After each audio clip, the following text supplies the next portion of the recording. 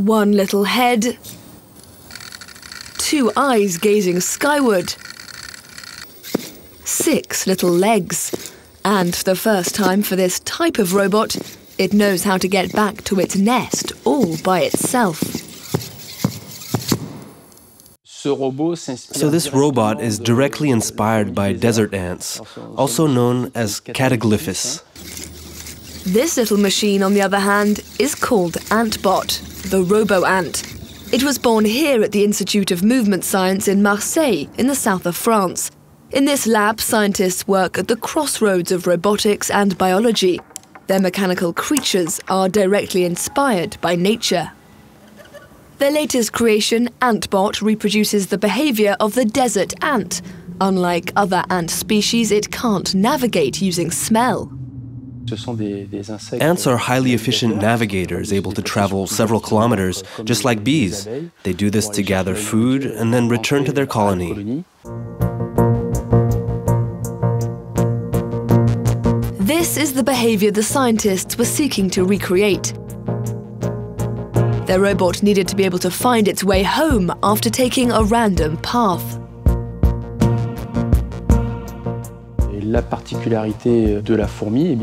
These specific ants travel along the ground. They have very few neurons in their brains, but they do have a visual system with surprising properties. Specifically, they can perceive light that is invisible to humans. The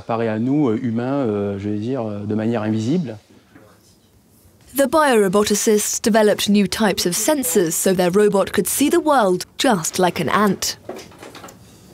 Here's the compound eye of Cataglyphis, the desert ant that inspired our work. You can see there's this upper part called the dorsal rim area that we've mimicked with the celestial compass here. Both act as instruments capable of determining direction during navigation. This celestial compass that enables both the ants and the robot to have a sense of direction detects the polarized light from the sun, which is invisible to humans. Ants must also gather information on the distances they travel. They do this by analyzing the apparent motion of their environment as they move around. It's what's known as optical flow. On the second part of the robot, we mimicked what happens on the lower part of the ant's compound eye. It's the part that measures optical flow. So that's what we've done here with the MAPIX sensor that consists of only 12 pixels facing the ground. As the robot moves around, it senses the textured environment flowing underneath it. This provides information on distance to the robot. That way, it knows how far it has traveled since its last stop. To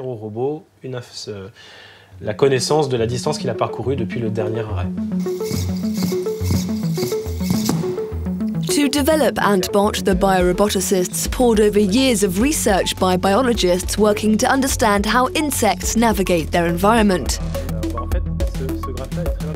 The biologists concluded that ants need 3 sources of information to keep track of their position in space: optical flow, polarized light from the sun, and they also count their steps.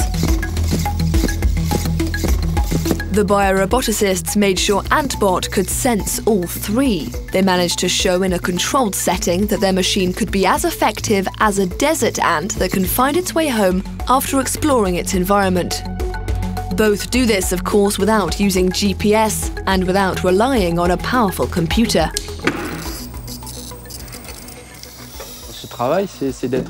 One goal of this project is to be frugal.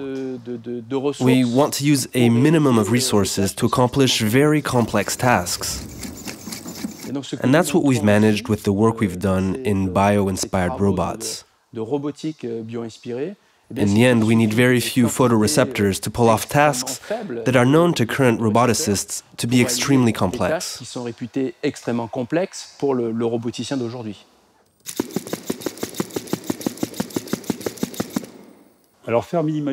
So, being minimalistic has several advantages. First of all, the constraints force us to go places we would otherwise never go, to explore counterintuitive solutions, for instance. It often leads us to new ideas and new technological solutions. If we wish to create a robot that can travel outside without using GPS, it's a good idea to see how nature tackled the problem first. This is an example of a robot mimicking a real-life insect, but it's a two-way street. Instructions for building a replica Antbot have been provided freely to the scientific community. These scientists hope that biologists will be able to use these robots to test various hypotheses concerning behavior of ants in the real world and contribute to a better understanding of just what it is that makes insects tick.